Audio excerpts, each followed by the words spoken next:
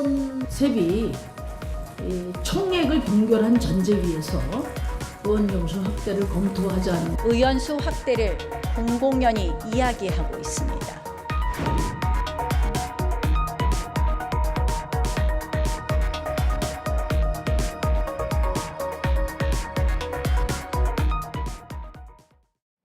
네, 의원 정수 확대 논의가 다시 수면 위로 올라왔습니다.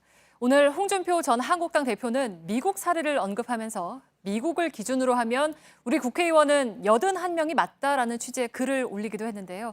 팩트체크 이가혁 기자와 따져보겠습니다. 네. 일단 홍 전 대표가 미국 사례를 언급한 거는 어떻게 봐야 합니까? 미국 현재 인구와 상하원 의원 수를 나눠보면 의원 한 명이 대표해야 하는 국민이 61만 명 정도로 나옵니다. 홍 전 대표가 쓴 글의 취지대로 이 비율을 그대로 우리나라 인구수 5천만 명이라고 해서 적용하면 81명 정도 계산이 나오는 것은 맞습니다. 네, 그러면 이런 미국의 사례를 적정한 의원 정수를 따지는 기준으로 볼 수가 있는 겁니까? 그렇게 볼 근거가 없습니다.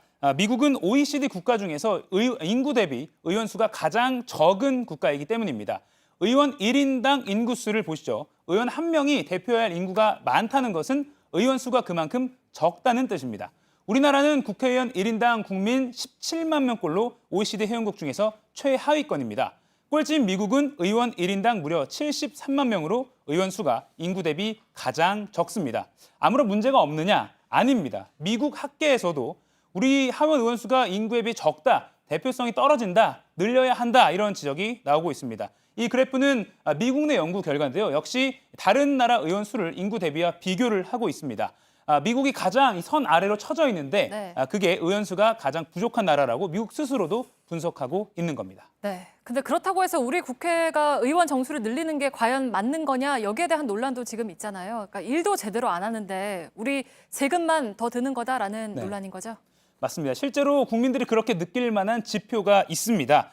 나라별로 국회의원이 받는 보수가 그 나라 1인당 GDP의 몇 배인지를 나타낸 그래프인데요. 한국은 5.27배로 일본, 이탈리아에 의해서 3위입니다. 네, 그러니까 국회의원 보수는 우리나라가 최상위권인 건데 많이 받는 만큼 일도 잘하면 좋을 텐데 그렇지 않다라는 지표가 있죠. 네, 같은 자료에 있는 보수 대비 의회 효과성도 보시죠. 받는 보수에 비해서 얼마나 일을 잘 하느냐를 나타낸 지표입니다. 1위 노르웨이를 1로 놓고 비교한 건데요. 한국은 저 맨 끝에 0.01로 끝에서 두 번째였습니다. 최하위는 이탈리아였습니다. 네, 그러니까 보수는 최상위인데 효율성은 최하위다. 이 지표가 참 많은 걸 말해주는 거겠죠. 네.